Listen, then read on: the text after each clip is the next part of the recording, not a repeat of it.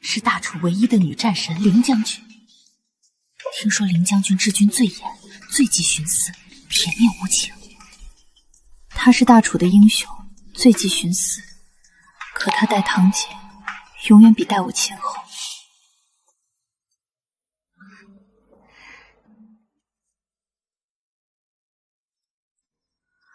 阿瑶肤色白，衬得起；你晒得黑，带着反倒折了玉的光泽。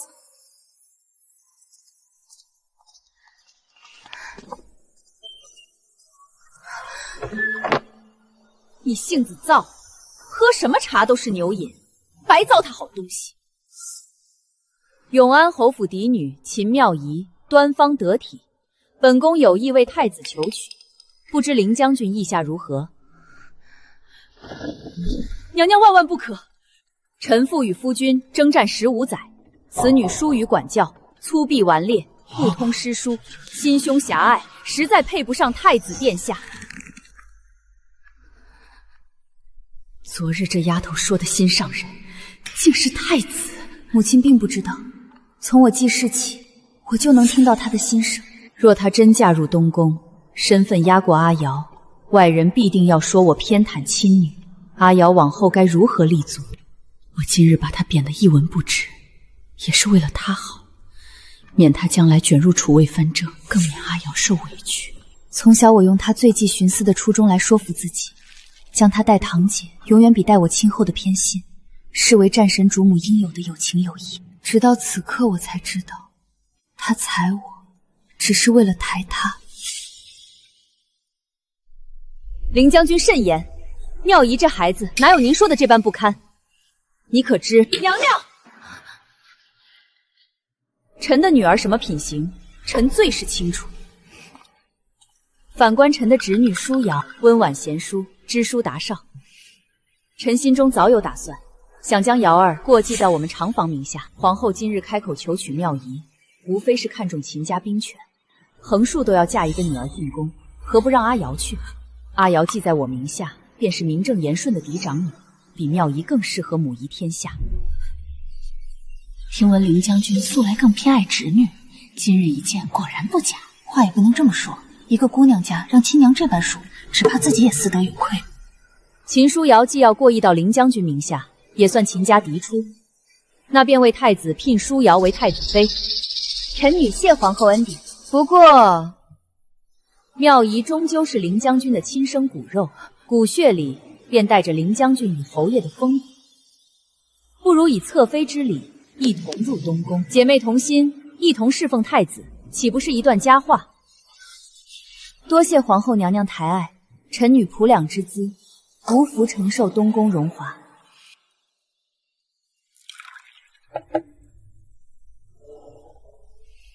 今日你做得很好，知道不该抢你姐姐的东西。母亲有没有想过，今日您在殿上说的那番话，我的名声会变成什么样子？我日后又该如何自处？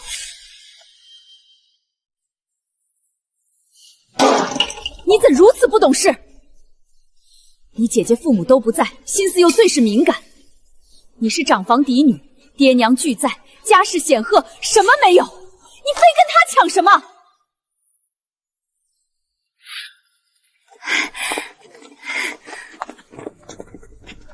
父亲送我的生辰礼，他会拿去给秦舒瑶。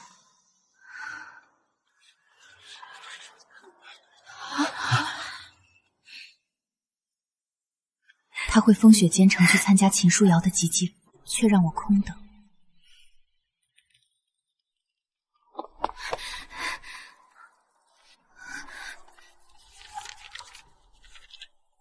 北境雪灾，为娘需坐镇调度，不及归，无儿见谅。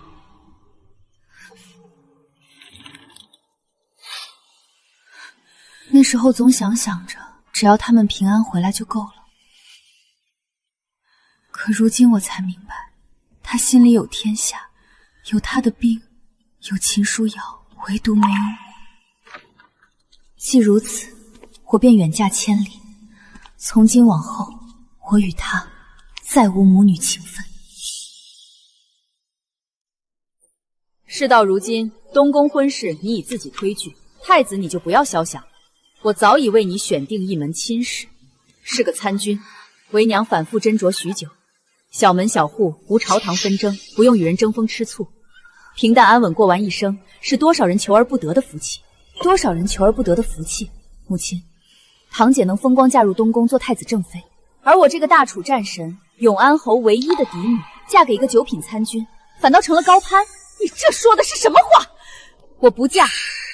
父亲还在边关军营巡视未归，你没有资格一人独断我的婚事。我还没见过哪家姑娘敢这样顶撞长辈。既如此，趁你爹还没回来，我便将你的婚事办了，他回来也无话可说。是大夫人打的吧？您可是他的亲女儿啊，他怎么分不清里外呢？姑娘，这是今日贵妃娘娘身边的内侍悄悄送来的。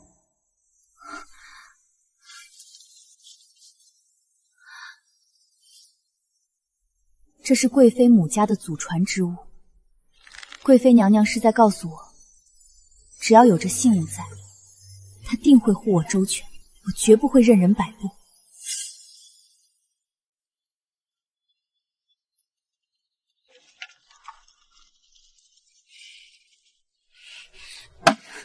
姑娘，您是没看见，夫人把压箱底的嫁妆全搬出来了，光是那套赤金点翠的头面就装了3个匣子。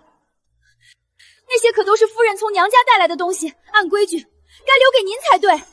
二姑娘，夫人请您去正厅。叫谁二姑娘呢？过继的礼还没办，我家姑娘才是侯府正正经经的嫡长女。满府谁不知道姚姑娘马上就要做太子妃了？二姑娘，快走吧，别让夫人等急了。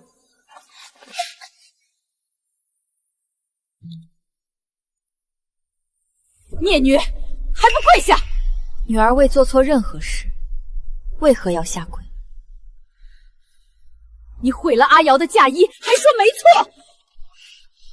母亲在军营也是如此，无凭无据断案的。好个伶牙俐齿的东西！阿瑶的贴身丫鬟昨晚亲眼看见你形迹鬼祟的出没在阿瑶屋子里，你分明就是自己当不成太子妃，存心报复！你叫什么？奴婢叫翠儿。你昨晚何时见到的我？戌时3刻。在何处？在姚姑娘院门口的竹林边。我穿了什么衣裳？藕褐色的被子。你撒谎！那竹林在姚姑娘院子的西北角，过了戌时便没有灯笼。你离那么远，又是夜里，怎么看得清衣裳的颜色？夫人饶命！是奴婢端砚台时不小心打翻，她被责罚才……下贱东西，自己做错了事，竟敢污蔑姑娘！妹妹，都是我管教不严，让这贱婢差点冤枉了你。姐姐给你赔不是。既然是误会，阿瑶也道过歉了，那就息事宁人。奴婢蓄意污蔑主子，按规矩当严惩。若是轻饶，日后岂不人人都效仿？这孩子怎么这般倔？难道我看不出来吗？那丫头毕竟是阿瑶的人，若真严惩，阿瑶的脸面往哪儿搁？受点委屈怎么了？又不是少块肉。按家法污蔑主子，杖毙。夫人饶命啊！姚姑娘救命！瑶儿嫁衣被毁，来不及重新改制。你那件云锦七凤嫁衣，暂且先给瑶儿应急。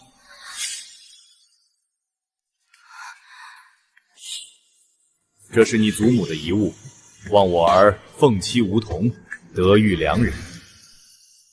凭什么？那是父亲留给我的祖母遗物，是他自己下人犯错，凭什么要拿我的嫁衣替他收拾烂摊子？都是一家人，分什么你的我的？瑶儿要嫁入皇家，体面半点不能少。你反正只是嫁个参军，穿那么华丽的嫁衣做什么？也不知道你爹怎么想。这么好的东西不留给阿瑶，竟留给你，那是因为父亲分得清亲疏，他知道谁才是他的亲生女儿。我有时候真的宁愿你留在边关，永远都别回来。这样我就不会一次次对你生出期待，再一次次被你摔得粉碎。放肆！来人，取军棍！今日我要好好惩戒这个不知感恩、忤逆生母的孽女。夫人饶命啊！小姐自幼体弱多病，每年入冬都要生一场大病，实在挨不起军中的刑罚呀！一派胡言！他金尊玉贵养在京城，我每年送多少药材珍宝回京，何来体弱一说？金尊玉贵，你送回来的珍宝全在他的房里，我分到的只有残渣碎末。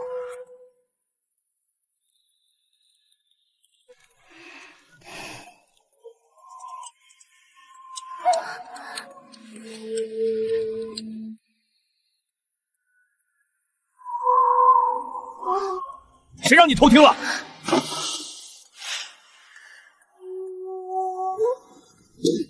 你这副做态是做给谁看？今日我就要好好磨掉你一身桀骜性子！给我打！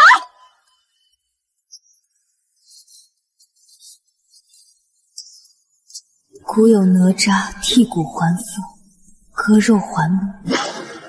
我做不到那般壮烈，但这身血肉，今日算是还给他了。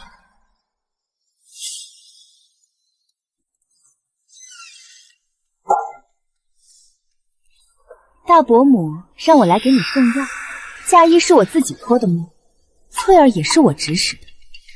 我就是想看看大伯母到底是信你还是信我。你瞧，你费了那么大力气自证清白，又有什么用呢？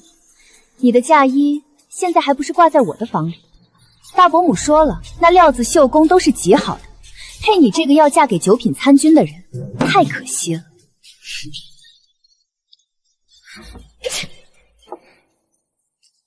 姑娘，您忍着点儿。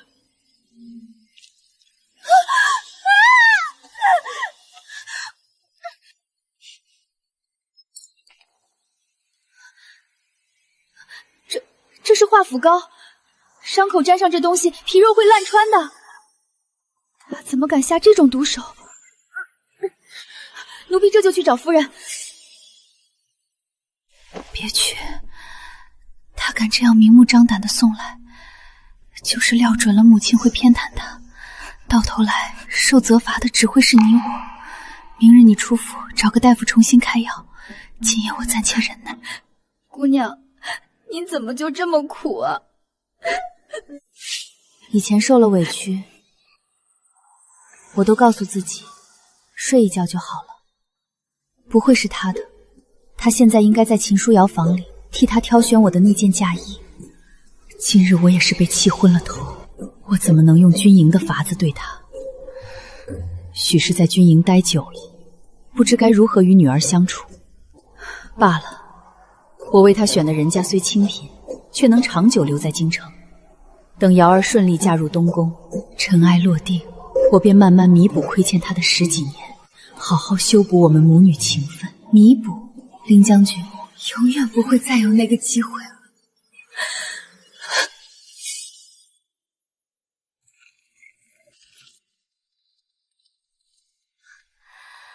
大伯母，太子殿下竟送来这么多聘礼。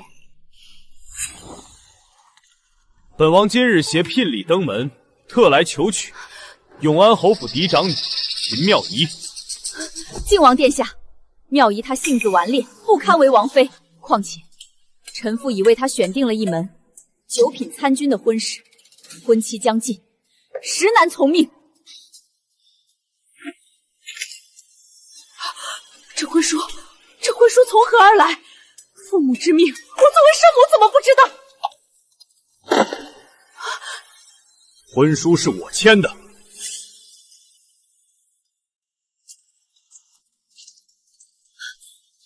你怎么这么快就回来了？原定不是还要1月有余才归府吗？我若是再晚归一步，我永安侯的嫡长女就要被人草草许给一个9品参军了。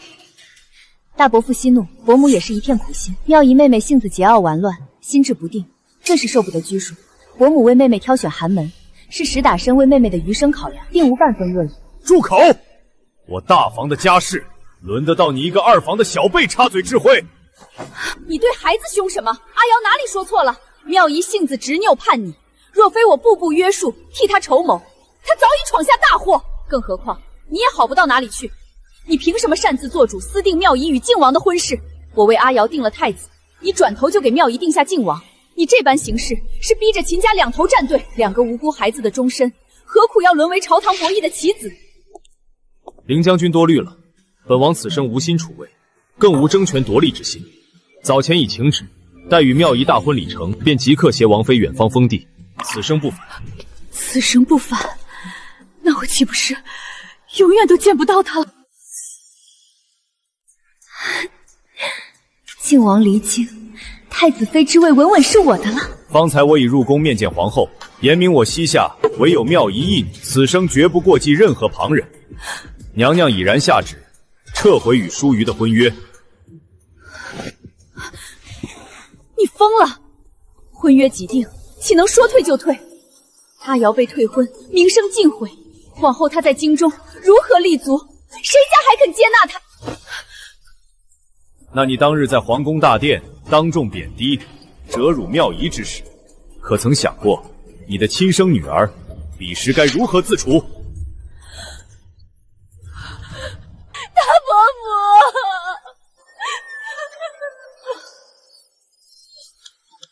别怕，阿瑶别怕，有大伯母在，绝不会让你受半点委屈。启禀侯爷、夫人，回春堂的大夫登门，说是来讨要侯府欠下的诊金药费。荒谬！堂堂永安侯府怎会赊欠一介市井医广的银两？是谁欠下的债？是二姑娘欠下的。真是越发胡闹放肆！府中锦衣玉食，银两充足，难道还缺他治病买药的钱？整日在外惹是生非，莫不是染上了什么见不得人的脏病，不敢让府中知晓，才偷偷赊账买药，丢人现眼。正好让靖王看看他是个什么货色。把人带进来。二姑娘得了什么病？你老实交代。二姑娘是受了军棍刑罚，背脊皮肉大面积开裂，淤血溃烂，本就伤势极重，后续又不慎服强了的化腐膏，新旧伤势叠加，导致伤口持续恶化，皮肉腐烂流脓啊！军棍！何人敢对我女儿动用军棍？是我打的。此女性子顽劣，忤逆不孝，屡次顶撞长辈，不知悔改。我身为生母，严加管教有何不可？我前日分明让你送去上等金疮药，何以伤势会恶化至此？按理早该结痂愈合才是。想来是妹妹心中赌气，不愿用我送的药。你撒谎！侯爷明鉴，那日夜里姚姑娘送来的根本不是金疮药，是化腐膏。小姐心知是姚姑娘故意下狠，可她知晓夫人素来偏心姚姑娘，就算揭穿真相，夫人也绝不会为小姐做主，只会变本加厉苛责小姐。小姐彻夜剧痛难忍，伤口腐烂发炎，高热昏迷，实在撑不住，才命奴婢出府寻大夫诊治。我们小姐囊中羞涩，付不起诊金药费，万般无奈之下，才不得已赊欠医馆营养。我家小姐在府中过得连普通下人都不如啊！好一个永安侯府，堂堂功勋世家，将门府邸，竟容不下一个女郎，任由她身受重伤，无药可医，被逼得赊账求医，受尽折辱苛待。即刻入宫传本王令，速请太医院院正亲赴侯府，为王妃诊治疗伤。今日之事，本王定会亲禀父皇与母妃，秦家必须给本王一个交代，否则此事绝不罢休。王爷放心，此事我必彻查到底，严惩所有作恶之人，给妙仪给王爷一个交代。王爷，请先行前往前厅歇息。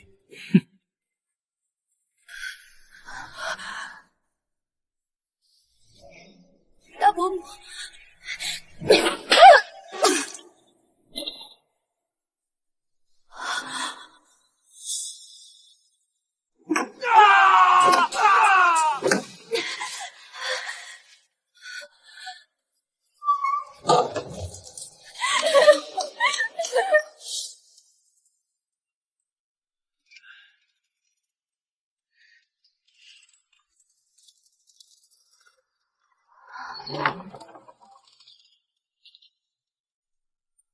靖王殿下不便入闺房探视，特意嘱咐我将这个带给你。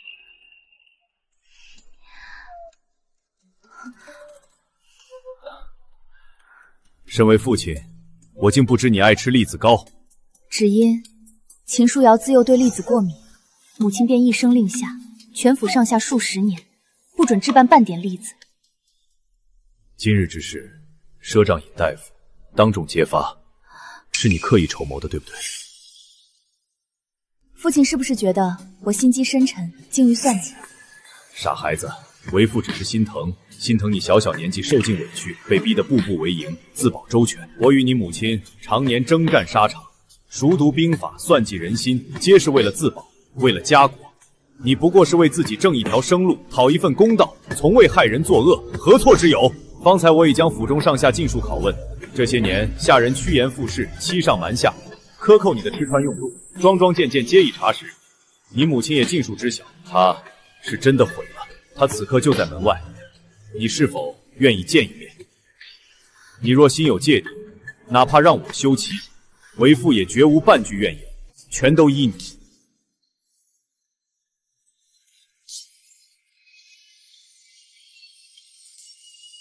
我不见。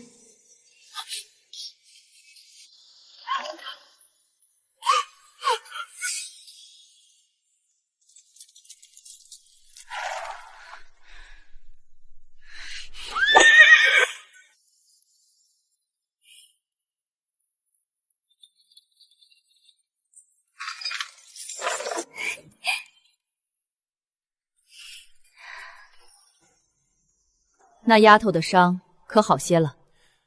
既然这般牵挂惦念，为何不亲自回府看看？你只需低头说一句软话，道一句歉，多年的母女情分，未必不能挽回。哪有当娘的给孩子道歉的？该罚的下人我都罚了，该处置的人尽数处置了。往日夺走的生辰礼、物件、周宝，我也尽数还回去了。我已然做到这般地步，还要我如何？你还敢提生辰礼？我每年在边关千挑万选、费心搜罗的稀罕物地，亲手打磨的平安木马贴身玉佩，前脚刚派人送回侯府，你后脚便命人截胡，尽数送给秦书瑶。多年夫妻，我竟不知你背地里有这般算计，跟我玩暗度陈仓的把戏。你到底有没有把我当成你的丈夫？我这样做还不是为了避嫌？再说了，别人不知道，你还不知道吗？阿瑶母亲是我自幼一同长大的手帕交，临终前死死攥着我的手，托我照顾她唯一的女儿。她一生凄苦，婚姻不幸，郁郁而终。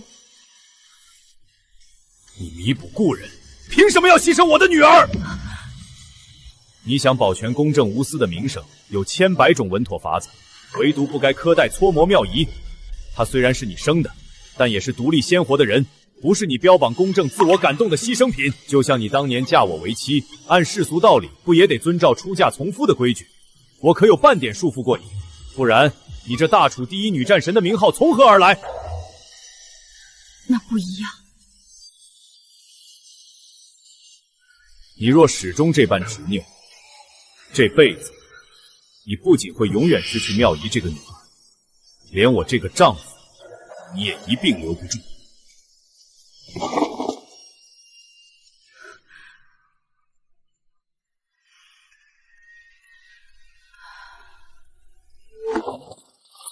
将军，府里刚传来的急信，贵妃娘娘降下懿旨，接妙仪姑娘入宫小住，待大婚之日，从皇宫出嫁。你说什么？从皇宫出嫁？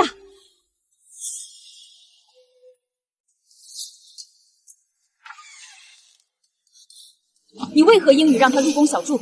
寻常臣子之女，从未有婚前入宫备嫁的先例，这般行事不是惹人非议吗？贵妃亲请圣旨，名正言顺，合规合理，谁敢非议？再者，妙仪心甘情愿，我这个做父亲的怎么拦？她心甘情愿。妙仪说，贵妃待她亲厚慈爱，视如己出，她亦感念贵妃恩德，视如亲母。这个亲生母亲做得太过失败。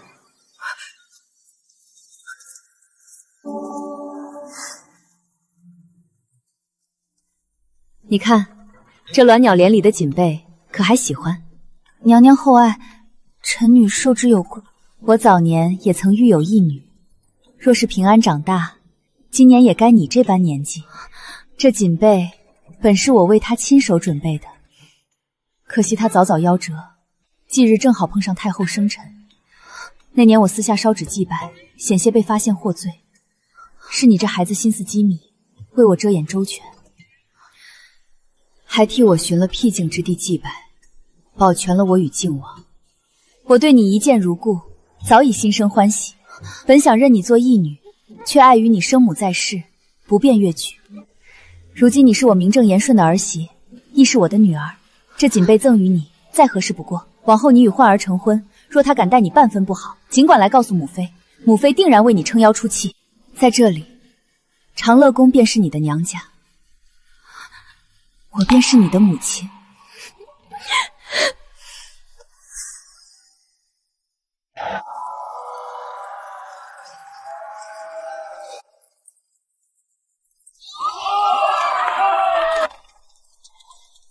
去吧，去过你们的好日子。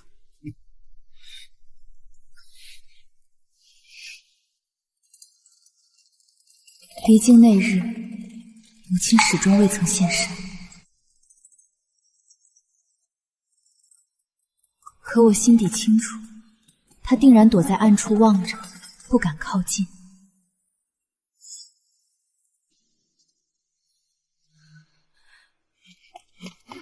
夫人，夫人不好了！二老爷回来了！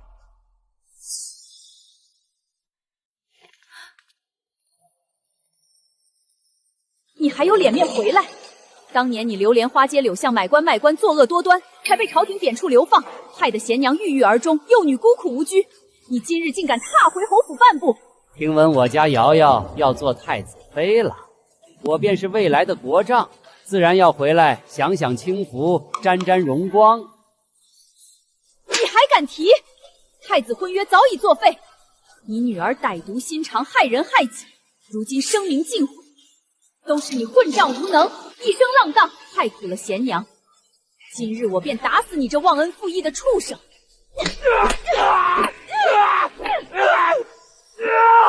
你以为你心心念念的好闺蜜是什么好人？她当年嫉妒你要嫁给文武双全、能继承爵位的大哥，婚前故意设计，想要生米煮成熟饭，顶替你嫁入侯府。谁知她阴差阳错爬错了床，最终嫁给了我这个废物。哈哈哈哈！亏你傻乎乎记了她一辈子，愧疚了一辈子，还替我养女儿。哈哈哈哈！你就是个天大的笑话。我宁愿你留在边关，永远别回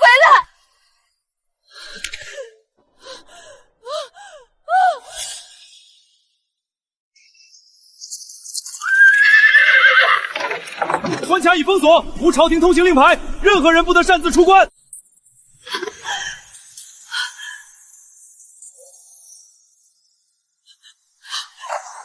仪，我的妙仪，娘错了，娘真的知道错了，你回来好不好？你回来呀！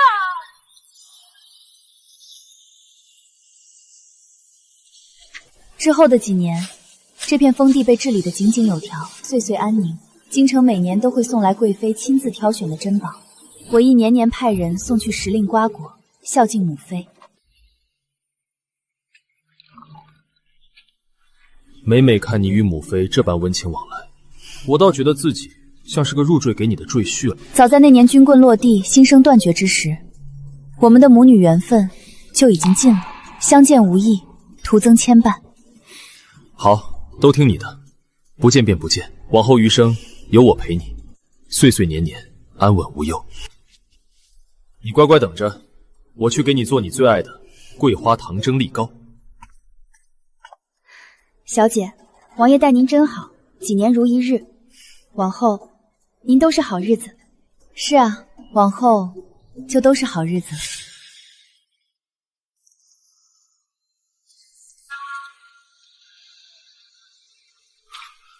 封口粮，看久了仔细伤眼。剩下的我来对。今年的春水引得好，一仓也满着，没什么可操心的。王爷、王妃，这新修的渠好用得很，今年的收成错不了。好生照看，若有修缮不利之处，随时报给府衙。哎，多谢王妃。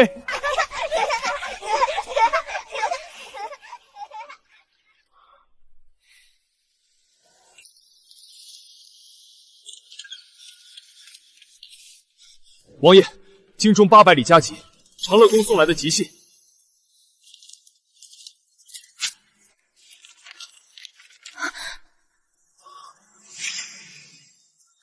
母妃怎么了？母妃病重，久治不愈。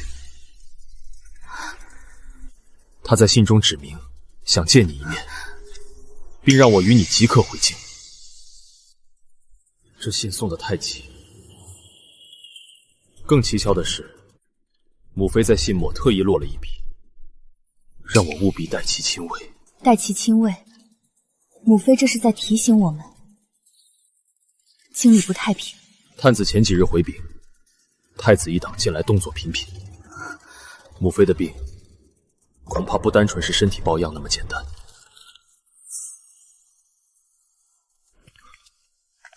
回京之事凶险未知，我先派人去查探京城各处关卡的动静，再做定夺。母妃在信上点名要见我，这信既能送出宫，说明皇上也默许了。我们拖不得，必须回去。王妃，驿站刚刚送来一封没有署名的密信，说是必须交到您手里。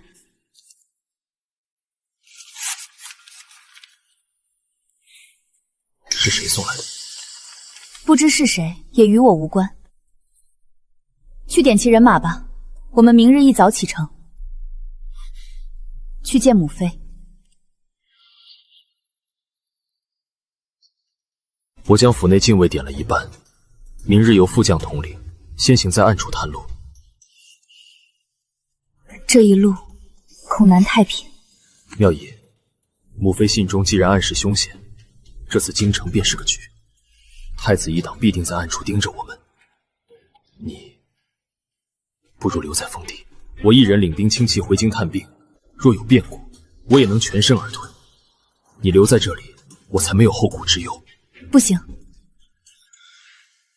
母妃不仅是你的母亲，也是我的恩人。当年若无她护我，我早已死在深宅的算计中。如今她病重召我，我若因为怕死怕事便躲在封地，那与那些趋炎附势之人有何分别？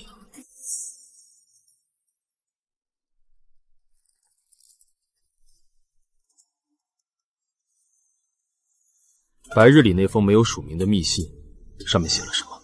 说林将军重伤，时日无多。这信送的蹊跷，早不送晚不送，偏偏赶在母妃召我们回京的节骨眼上送来。你打算怎么做？不怎做。这封信无论是谁送的，目的是什么，都与我无关。你当真不见他？我的母亲是长乐宫的贵妃娘娘，这世上早已没有林将军的女儿了。好，明日启程。你什么都不用管，我定会护你周全。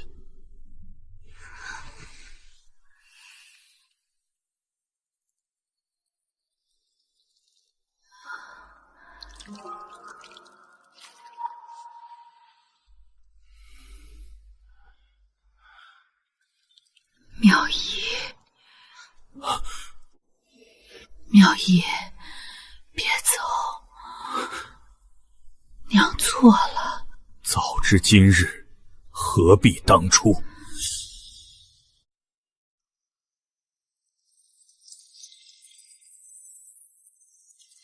王爷，过了前头的州间，后面那几条尾巴还没断。一路上我们换了3次马，他们跟得极紧，距离咬得很死。不急着拔，传令下去，前面岔路口改道向西，不走驿路，走山道。是。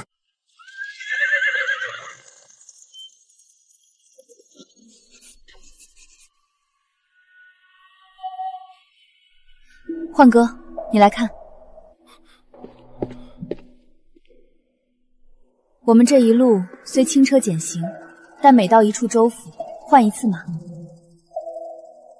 过死盖印的时间，都与常规驿报的传递速度惊人的一致。这不是寻常山匪的行事，山匪只图财，不会算得这么准。这群人像是在接力盯梢，他们不是想拦我们，而是在等。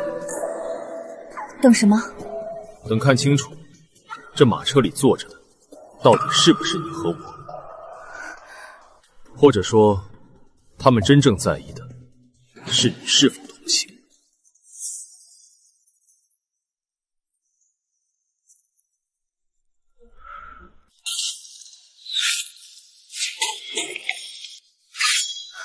有刺客，全军戒备！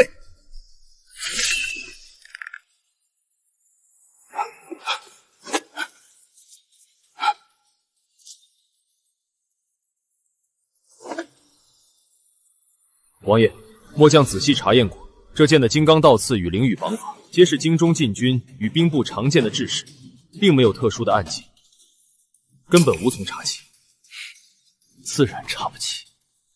敢把手伸得这么长，必然是做足了抹去首尾的准备。箭矢入柱3分，对方明明有能力直接将箭射向床榻，却偏偏射在柱子上。这箭不是来杀人的，是来探路的。看我们敢不敢进京？不错，若是我们箭自生位，退回封地，那就说明我们底气不足。且一旦我们不在局中，母妃在京中便孤立无援，他们要的就是这个退缩的结果。既然有人费尽心思试探本王的胆量，那本王就如他们所愿，传令全军，即刻起，不用再避开驿路。王爷的意思是，打出靖王旗号，换上正式仪仗。本王要让沿途所有州府都知道，靖王夫妇堂堂正正回京了。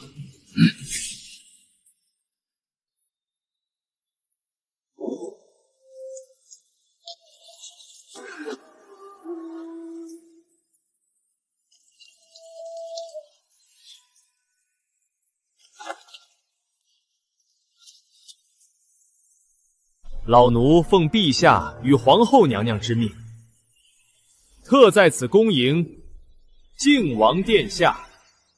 靖王妃回京，陛下体恤王爷与王妃一路舟车劳顿，特命老奴备获半副帝王仪仗，亲迎二位入城。这逾越规制的半副帝王仪仗，不是接风，这是捧杀。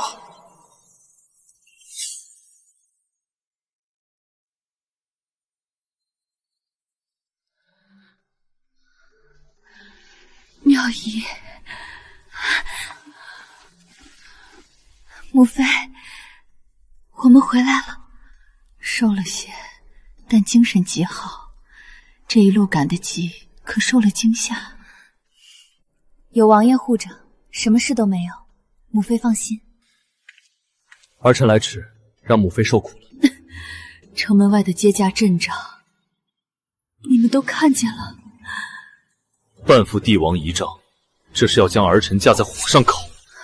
我这病，太医院治了月余不见好，前朝便有人坐不住了，借着我的病，接二连三地试探长乐宫靖王府的底细。所以母妃急召我们回京，并非只为了探病。若是让你们留在封地，天高皇帝远，别人要暗算你们，我鞭长莫及。唯有把你们叫回我眼皮底下，真出了事，我拼了这条命也能护你们周全。母妃，我去御前走一趟。城门外那出戏既然唱了，我总得去向父皇谢恩。去吧，切记守住分寸，多听少说。是。妙仪，城门外的捧杀是冲着焕儿去的，但在后宫还有另一把刀，是冲着你来的。母妃，请讲。我安插在东宫的人传出消息，最近这半个月，有人在暗中频繁接触当年的知情人，有人在查你当年远嫁前侯府那桩旧案。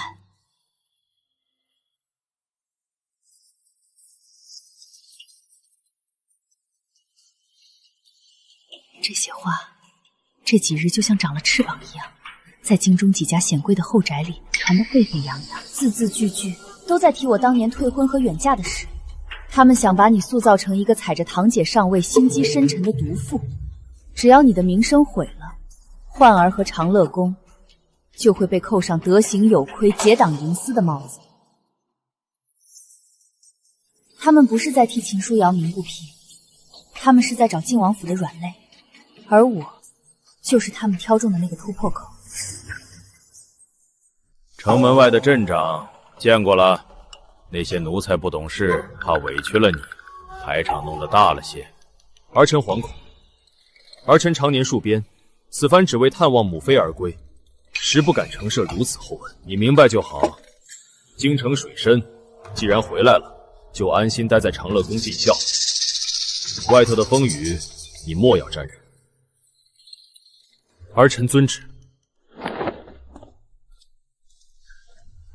父皇怎么说？父皇在敲打我，让我安分。我刚得到暗线的消息，太子妃的母族近日频繁与几位御史言官以及京中的诰命夫人走动，你旧案的流言十有八九是他们放出来的。看来他们是想在京中给我布天罗地网。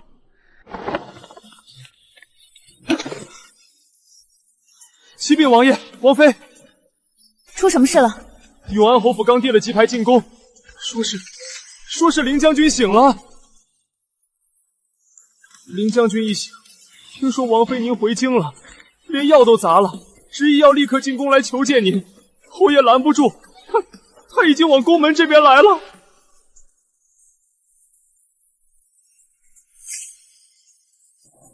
传本宫的话，就说靖王妃刚回疆，车马劳顿，现下正在长乐宫中休息，让她回府养伤，改日再递牌子求见。是，奴才这就去传话。外面的流言正盛，他偏偏赶在这个时候拖着病体来见你。若是你见了他，流言便坐实了你们母女嫌隙；若是你不许他进门，便坐实了我仗着靖王妃的身份，不孝生母，薄情寡义。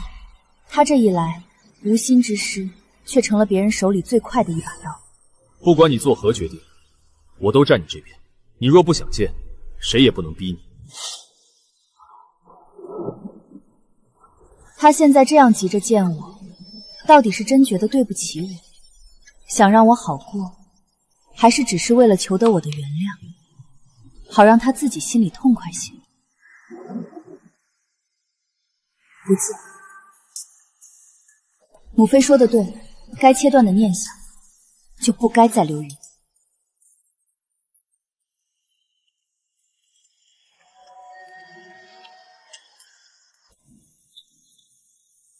林将军，贵妃娘娘有旨，王妃车马劳顿，正在歇息，请您先回府养伤，改日再来。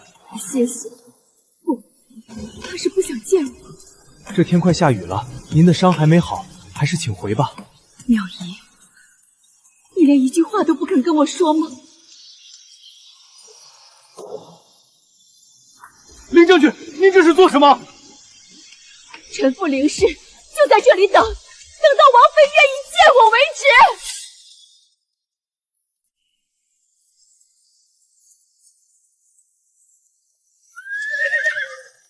你疯够了没有？跟我回去！我不走！他若不见我，我就死在这宫门前！你看看你现在这副样子，你以为你跪在这里是赎罪？你这叫胁迫！你是在逼他担上不孝的骂名！我没有，我只是想见他一面，我只想跟他说一句娘错了，就一句。他不需要你这句认错，你早干什么去了？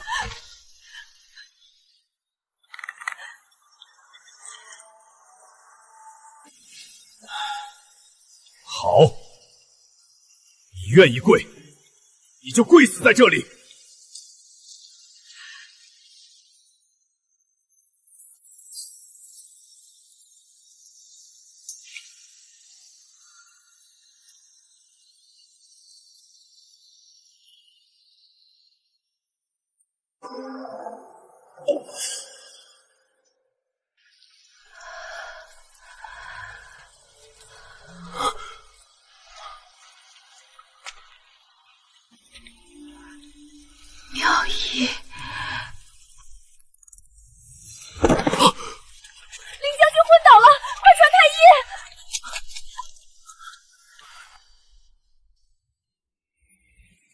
听说了没？大楚第一女战神凌将军昨夜在皇宫门外淋着大雨跪了一整宿，最后直接昏死过去了。我的天，为了什么事儿？为了什么？求见靖王妃呗。生母病重，还在宫门外淋雨，做女儿的竟然在宫里闭门不见。我就说这丫头心思深沉，如今做了王妃，更是仗势欺人，连生母的死活都不顾了。就是女子以孝为本，这般薄情寡义、不孝不虑之人，怎么配得上靖王殿下？这靖王府的家风，只怕也是上梁不正下梁歪。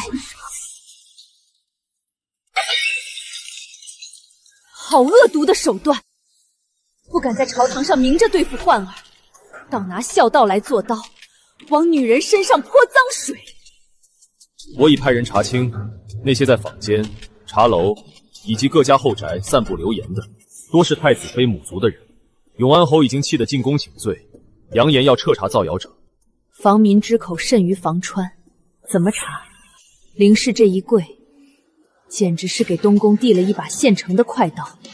如今这口逼母长跪的黑锅，是死死扣在妙仪头上了。他们若真在意孝悌，当年我在侯府挨军棍，险些丧命时，怎么没见这群人站出来说一句公道话？他们要的根本不是公道，他们只是想借你的名声，将靖王府和长乐宫一并拖下水。一旦名声毁了，父皇便会有所忌惮。所以我不能赌。我若在私下辩解，他们便说我掩饰；我若不理会，他们顶当我是心虚默认。你打算怎么做？3日后便是中秋宫宴，朝中百官与各府命妇皆会入宫。既然他们这么想知道当年侯府的旧事，那我便在宫宴上，当着全天下人的面，亲自给他们一个回应。说起来，林将军这一病，身子骨可是大不如前了。为人子女的，若是连生母病重都不在榻前伺候，这心肠也太硬了些。谁说不是呢？飞上枝头变了凤凰，连爹娘都不认了，这样的家教，哎呦，我可不敢说。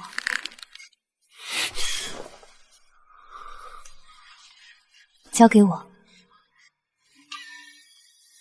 启禀皇上、皇后娘娘，臣女近日听闻京中有些传言，说臣女不孝薄情，构陷姐妹。今日既有诸位夫人同席，臣女斗胆，想请太医院陈太医与回春长李大夫入殿，为臣女证清白。准。李大夫，当年我尚未出阁，曾深夜请您入侯府诊治，我当时的伤情如何？烦请您当众言明。回各位娘娘大人们的话，当年王妃后背受了极重的军棍之刑，皮肉翻卷。不仅如此，伤口上还被人敷了腐蚀性极强的华府膏。若非王妃命大，只怕早就没命了。陈太医，您后来为我疗伤，所见是否与李大夫一致？当时王妃伤口溃烂，高热不退，确实用过华府膏的迹象。诸位方才谈及孝道，我想请问，若换作诸位，被亲生母亲下令用军棍杖责至血肉模糊，又被堂姐送来华府膏险些烂穿皮肉，之后更是连抓药的银钱都被克扣，只能命丫鬟翻墙出府赊账求医。试问，换作是你们，这等母慈子孝，谁能受得起？王妃所言固然凄惨，老臣也有耳闻，只是老臣有一事不明。大楚以孝治天下，若当年的凌将军真做出这等苛待亲女、纵容侄女残害手足的恶行，为何当年满朝文武御史台就无一人上奏弹劾凌将军？这件事被捂得严严实实，直到靖王殿下求取，才突然爆出。恐怕不只是侯府内宅的私怨，而是另有不可告人的隐情。这老臣的话犹如一把尖刀，直接将这件家务事挑上了朝堂阴谋的高度。那个老匹夫，分明是在暗指我们永安侯府与靖王府早就暗中勾结。他把妙仪受的苦说成是苦肉计，简直荒谬绝伦。侯爷息怒，御史中丞虽是言官，但素来不站队。他能在宫宴上提出这个疑问，说明有人提前把当年侯府的一些异常透给了他。这正是对方高明之处，他们不再单拿孝道压我，而是把侯府旧案往朝堂争兜上引。父亲，当年二房出事，堂姐被退婚，这些事看似都是家事，可现在想来，二叔当年流放被召回，回京后能在街头大肆叫嚣，真的只是他一个人的胆量吗？你的意思是，二房当年背后有人？侯爷，您要找的当年二房的账目全都在这儿了。二老爷回京那段日子，二房这边的开销，除了将军拨过去的，好像还有几笔来路不明的进账。这几笔进项明目写的是香料铺分红，我秦家哪来的香料铺？去查。还有，二老爷回京前曾在城外的一间茶肆落脚。据以前伺候的下人说，当时有几个生面孔去找过二老爷，那几个人衣着不像普通商贾，倒像是高门大户的门客。好个二房，竟敢在我的眼皮底下跟外人暗通诡去！开门，侯爷要提审姚姑娘。磨蹭什么？让开！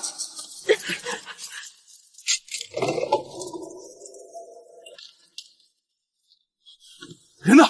姚姑娘人呢？奴婢不知道啊。昨晚奴婢吃了送来的饭菜，就睡死了过去，醒来就不见人了。快去禀报侯爷和王爷，姚姑娘失踪了。王爷，城门记录查过了，没有秦叔毛出城的通关文电。侯府和京兆衙门也已暗中搜查了几处可疑客栈，皆无所获。继续搜，哪怕是掘地3尺，也要把人翻出来。是。不用去城外搜了，他不会离京的。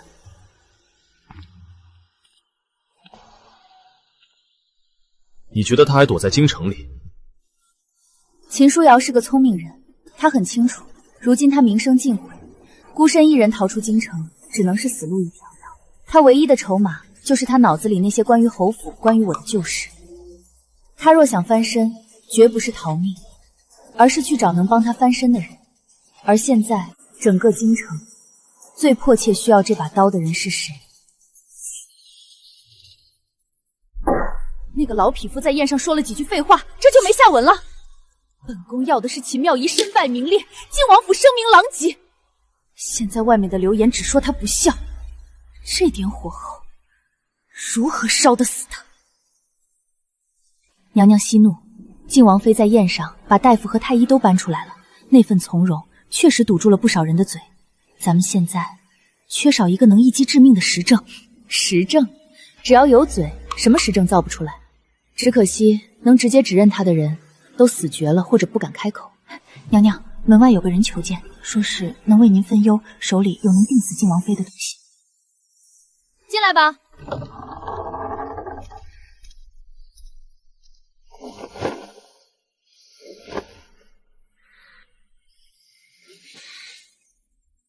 罪女秦书瑶，拜见太子妃娘娘。哟，本宫当是谁？这不是当年差一点就能坐到本宫这个位置上的秦家二姑娘吗？罪女自知罪孽深重，不敢有任何非分之想。今日拼死逃出侯府，只为向娘娘献上一计，祝娘娘彻底铲除秦妙仪。哦，你拿什么让本宫信你？因为这世上没有人比我更了解秦妙仪的软肋。她可以不在乎流言，可以不在乎生死，但她绝不可能对当年的事无动于衷。娘娘只需在几日后的贵妃寿宴上给她看一样东西，再让罪女当面指认。罪女保证，秦妙贤一定会当场失控，百口莫辩。让她当场失控，你凭什么这么笃定？她连生母昏死在宫门前都能稳如泰山，正是因为她稳如泰山，咱们才要撕开她这层伪装。娘娘可知，当年秦妙仪为何突然被指给九品参军？最后又如何逼得伯父匆匆将她嫁给晋王？因为那年发生了一件整个侯府都被瞒得死死的事。说来听听。一件能证明她德行有亏、心肠歹毒的丑事。娘娘，我们只需在贵妃的寿宴上把逼母、构陷和结党营私这3盆脏水，借着这件旧事一股脑地泼在她身上。到时候满朝命妇看着，皇上看着，他便是浑身是罪，也说不清。好，只要你能让本宫看一场好戏，本宫保你荣华富贵，下半辈子无忧。这件牡丹纹的被子颜色太艳了些，换那件暗银红的吧，稳重些。母娘正值风华，偶尔穿的亮色些也无妨，全当讨个喜气。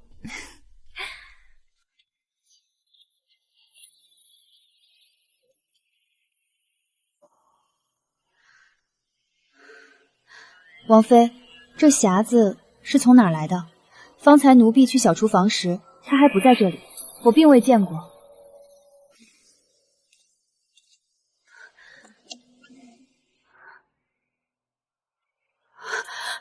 这是当年侯爷留给您的那件云锦嫁衣。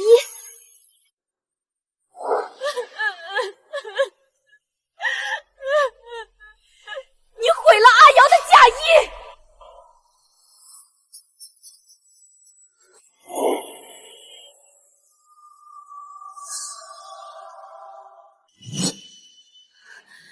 这是当年侯爷留给您的那件云锦七凤嫁衣。他们怎么敢在这个时候把他送来？他们不敢在朝堂上发难，就只能用这种下作手段来乱我的心神。王妃，当年那件事，您受了多大的委屈，险些连命都没了。他们现在拿这个来刺激您，分明是不怀好意。我知道，这是在告诉我，他们手里不仅有流言，还有能随时撕开我旧伤疤的证据。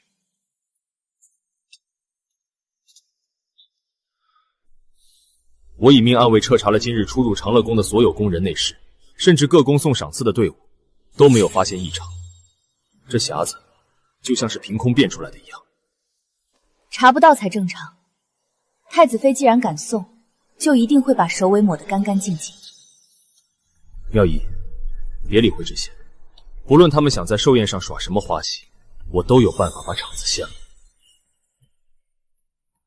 掀了场子，他们只会说靖王殿下恼羞成怒，欲盖弥彰。这把火既然已经烧到了面前，躲是躲不掉的。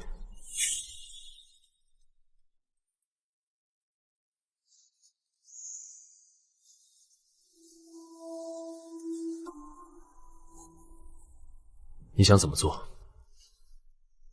他们想在寿宴上拿这件嫁衣做文章，无非是想重演当年侯府的那出戏，让我当众发疯，坐实我构陷堂姐、跋扈不孝的罪名。那我就随了他们的愿。随他们的愿？既然他们费尽心机搭好了戏台，那我不去唱这一出，岂不是辜负了他们？只不过这一次戏怎么唱，我说了算。传信给父亲，让他准备好当年二房所有的旧账和礼单，我要在寿宴上把这些烂账连本带利一次算清。太子妃行事向来滴水不漏，她既然敢把手伸进长乐宫送嫁衣残片，就说明她在寿宴上安排的杀招绝不止秦书瑶的几句哭诉那么简单。这几日我已调派暗卫盯紧了东宫出的每一辆车马，只要秦书瑶敢现身，我便能立刻将她拿下。不能提前拿人，若提前拿了秦书瑶，太子妃大可将一切推得一干二净，说这是侯府旧怨，与他东宫无关。我们要的是让他和秦书瑶在满朝文武面前一起把这出戏唱完，等他们把所有的罪名都扣在我头上，把话说到绝路上时，我们再反击。侯爷，这些都是当年您不在府时大房这边的出入项，除了夫人送去二房的那些珍品，还有几处库房钥匙的出入记录，似乎也被人篡改过。哼，好啊，真是好手段！我常年征战沙场，这后宅竟然被他们钻了这么大个窟窿，把这些账册，还有当年妙仪受罚后医馆开出的药单，全部封存装箱。明日一早，随我一起送进宫。是。你来做什么？还没跪够？我知道，明日的宫宴，你们要给妙仪讨一个公道。你们手里的账册只能证明二房贪墨下人作祟，但这封信能证明我凌氏这些年错得有多离谱。这是当年贤娘临终前留给我的亲笔信。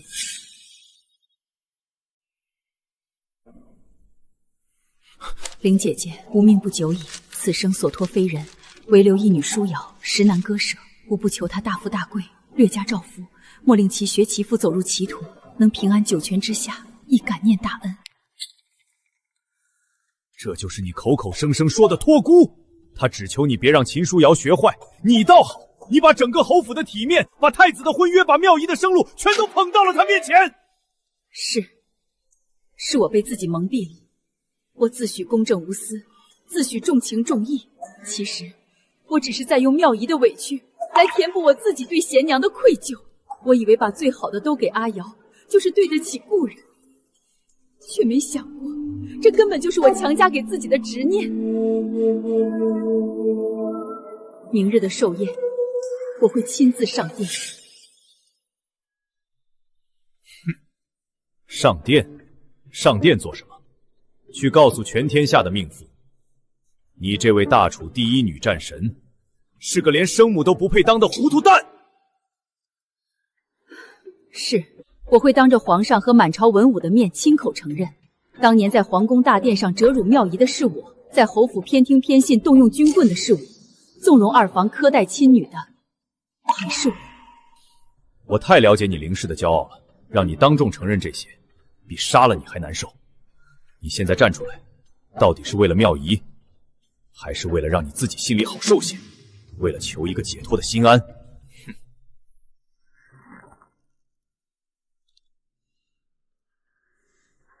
先为他。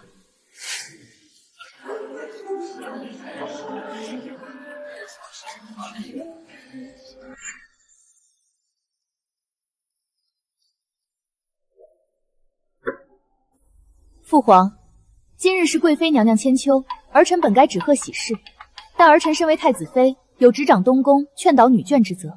近日京中有些传闻，实在又伤皇家体面，儿臣不敢不奏。哦，什么传闻？坊间皆传，靖王妃仗着殿下宠爱，对病重的生母不闻不问，甚至逼其在宫门外苦跪。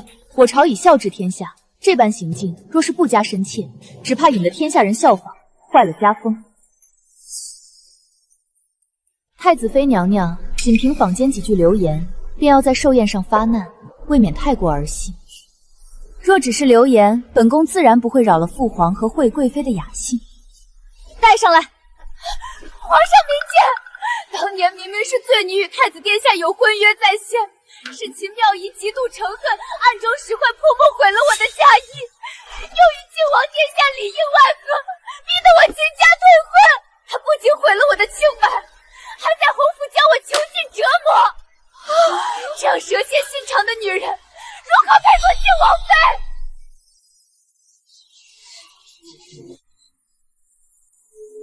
永安侯夫人，凌将军求见。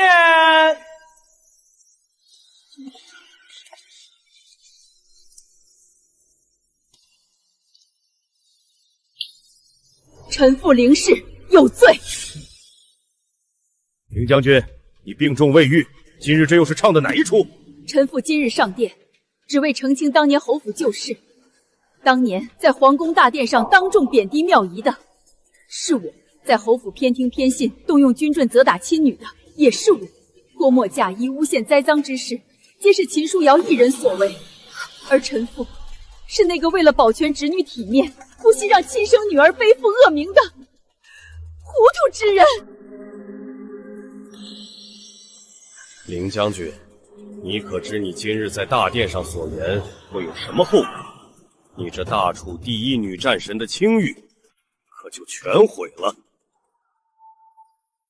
臣妇的清誉，本就是踩在亲生女儿的血肉上偷来的。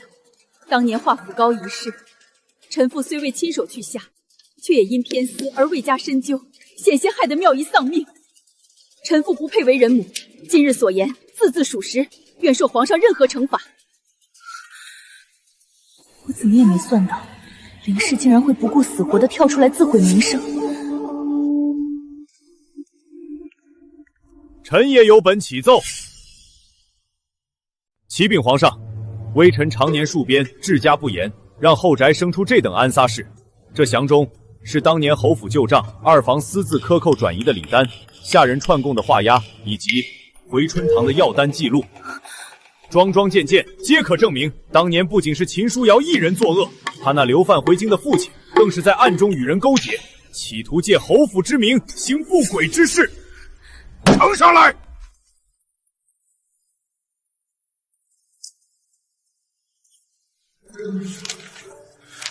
你这个疯子！你不是说最疼我吗？你为了保全你儿自己的名声，为了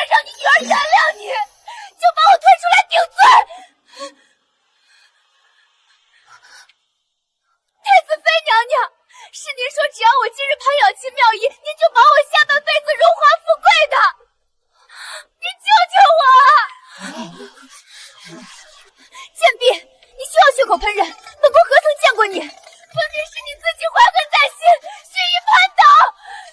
够了！堂堂皇家寿宴，竟被你们搞成这副乌烟瘴气的样子！将秦书瑶即刻收押大理寺，给朕查当年侯府旧案，以及到底是谁在背后推波助澜、结党营私，全给朕查个底朝天！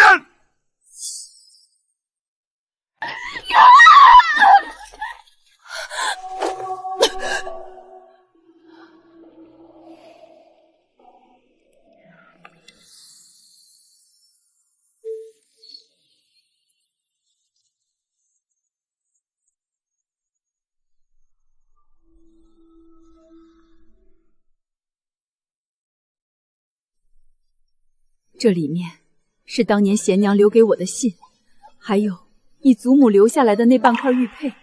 以前我总以为把阿瑶护得好好的，就是对得起故人，对得起自己的良心。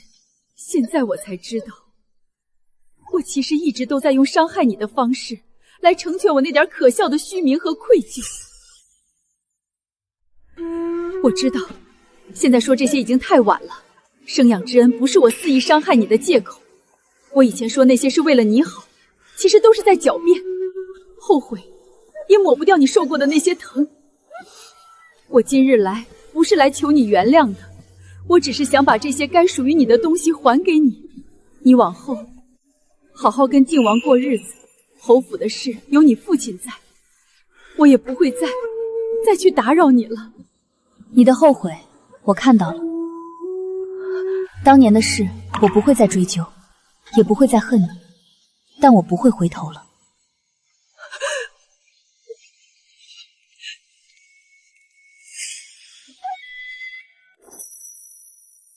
此去风地路远，你身子弱，路上千万别贪凉。京里的这些烂摊子都收拾干净了，往后你们关起门来，只管把自己的日子过好。母妃的恩情，妙音绝不敢忘。您在京中也要保重凤体。殿下，妙仪就交给你了。岳父大人放心，换此生定不负他。去吧，别误了时辰。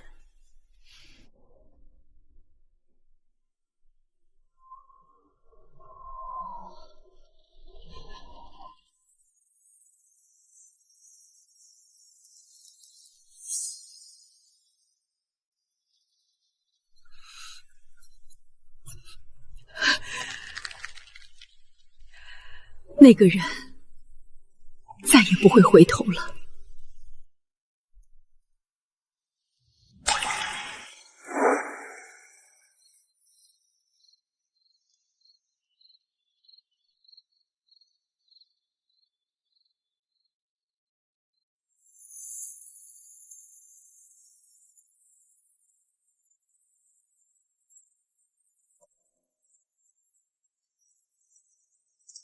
有些人迟来的悔意，并不足以换回旧情，也不配得到原谅。但只要不回头，往前走的人，终究会有新的家和新的归处。